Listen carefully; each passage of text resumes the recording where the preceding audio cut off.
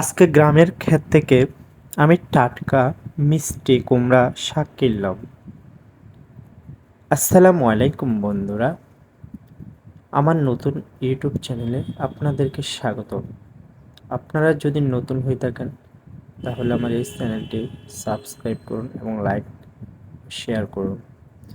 বন্ধুরা, আমি এখন একটি গ্রামের ছোট সবজি বাগান দেখাচ্ছি। আমি এই বাগান থেকে এক মুঠো শাক কিনলাম 20 টাকা দিয়ে। তো শাকগুলো খুবই সুন্দর এবং টাটকা। তো চিন্তা করলাম, না, রাস্তার পাশে যখন হাঁটতে আমি বাইর হই, এই শাক দেখে আমার পছন্দ হয়, তা আমি কাকা থেকে শাকগুলো কিনে নিলাম।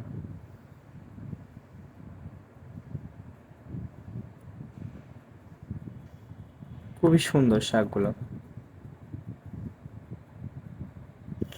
বন্ধুরা,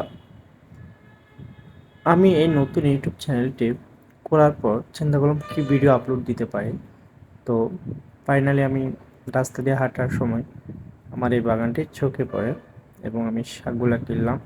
তো চিন্তা করলাম একটি ব্লগ ভিডিও করি। তো সবাই আমাকে বেশি করে সাপোর্ট করবেন, যাতে আমি আপনাদের জন্য সুন্দর সুন্দর ভিডিও উপহার দিতে পারি।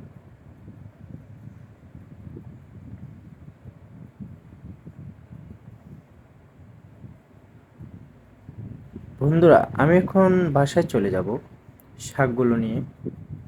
বাসায় গিয়ে আমি আজকে শাকগুলো রান্না করে খাবো। এই যে কাকা শাকগুলো আমাকে দিয়েছিল, কাকা কিন্তু আজকের আকাশটা অনেক সুন্দর।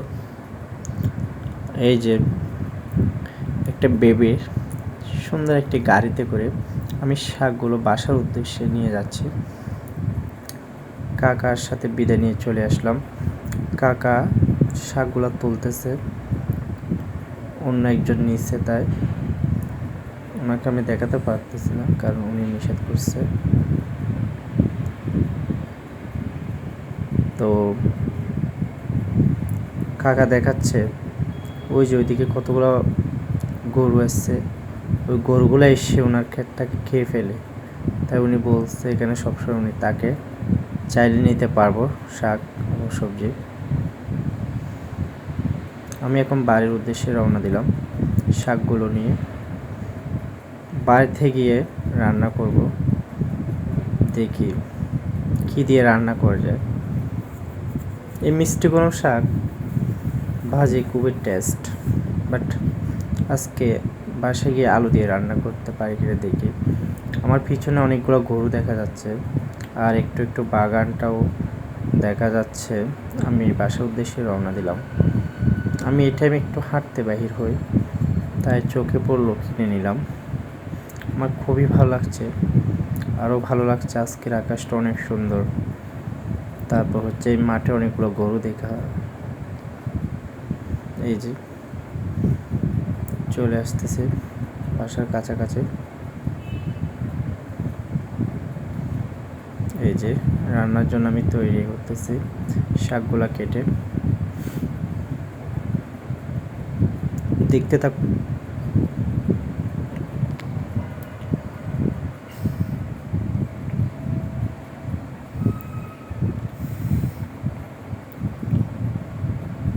রান্না কমপ্লিট, এখন খাবো।